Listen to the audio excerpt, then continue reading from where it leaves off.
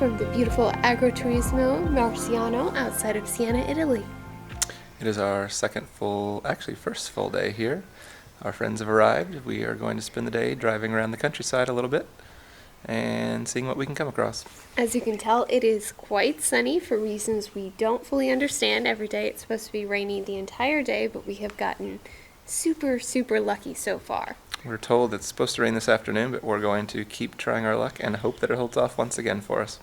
This morning was super peaceful, waking up to the birds chirping. A much different experience than the city traffic and noise of the trash trucks in Florence and the crowds. So I'm excited to see what the countryside holds.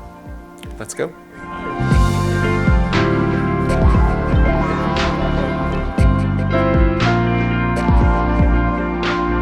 One of the great things about staying in an agriturismo is having access to advice on deciding where to explore in Tuscany. We did a lot of research before traveling to Italy, but planning out our drive with the farm owners made a huge difference.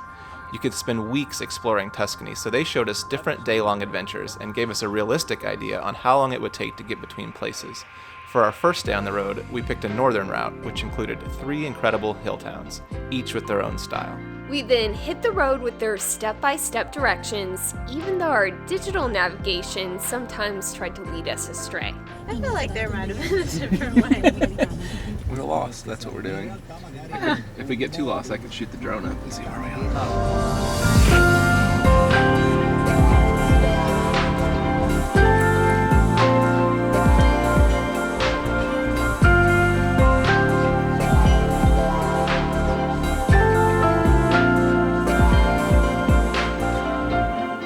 Headed out in our rental car to our first stop, Monteriggioni, and Google Maps wanted to take us a little off track, so we spent some time going on some dirt roads through some very pretty forest. But now we are actually at the city, which is a walled city that's about 800 years old. It's got some gelato, some restaurants, an armor museum, some wine tasting, and the big attraction is actually walking the walls. You have to pay €2 to do so, but the view just below the wall is just as amazing.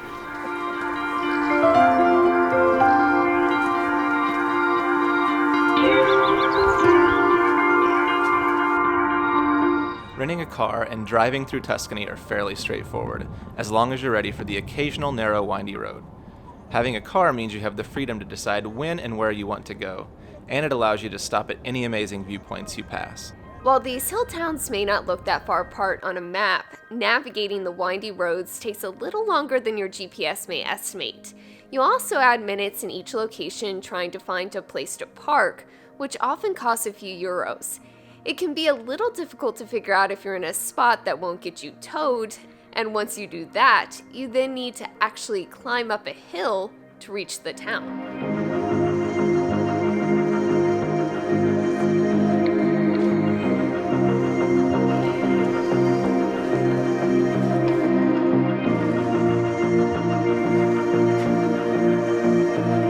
Our next stop is the town of Volterra. We just wrapped up some lunch where we had some meats, some cheeses, some bread, tomato, caprese, the works, and it was amazing. Now, a little history about Volterra. It is an old walled hill town. People have been here for about 2,000 years. It got some fame thanks to the Twilight series with the vampires, so that's kind of what it's known for. But Volterra has always been a little creepy. I mean, the name means the land that floats, and it's often surrounded by clouds. A little tip for eating. We were all craving some of the cured meats and local cheeses that Italy is famous for, so we walked into a restaurant called La Carabaccia here in Volterra. That wasn't really on the printed menu, so we asked for some antipasti platters for 4 people, and they just brought us a variety of things. It wasn't too expensive at all, and we ended up with some incredible dishes.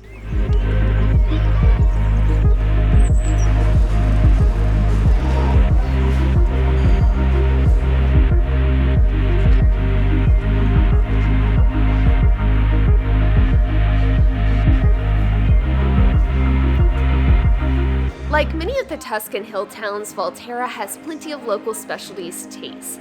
It also shares some history with many surrounding towns, who eventually fell under the power of the Medici family of Florence. But Volterra sticks out with a more than 2,000-year-old Etruscan gate that residents came together to protect during World War II.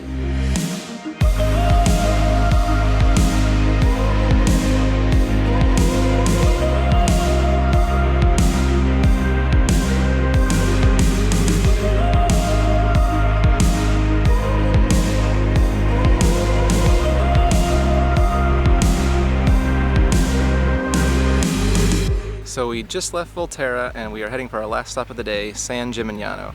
Volterra was a great little stop. We just did a walking tour, grabbed a bite to eat as we mentioned earlier, walked around the city for a bit, and now we're driving about 30 minutes away to San Gimignano, which will kind of do the same thing there. Walk around a little bit, check out the city, maybe grab some gelato, and then head back to our agriturismo for dinner.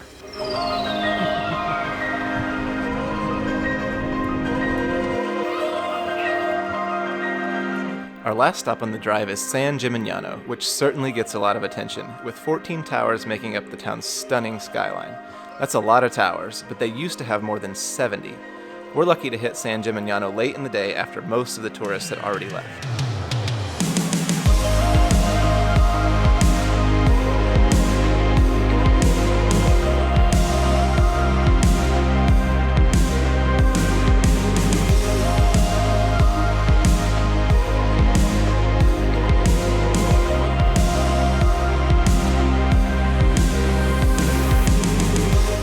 So this gelato is claimed to be the best in the world, so says the door.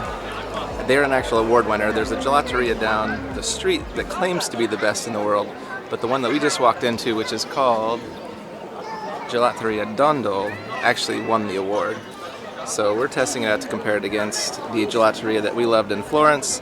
I've got to say it stands up pretty tall. This is pretty good. I opted with my standard Fiorda latte and pistachio, and they're as good, or maybe better, as Denari in Florence.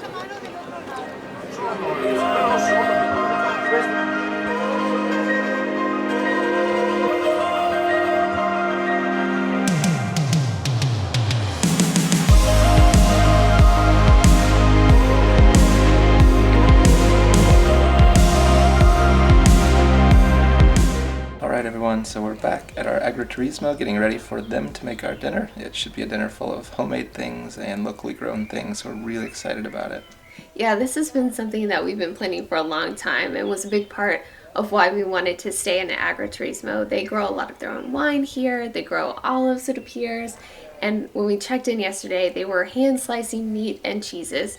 So I can't wait to see what kind of spread they have for dinner tonight. And breakfast today was amazing, so if that was any hint of what's to come, it should be a great night. We may end the vlog here for today. We're not going to take the camera to dinner just so we're not intrusive of other guests, but this may be the last for us. We may pick it up later, but if not, good night, and we'll see you tomorrow for our last full day in Tuscany.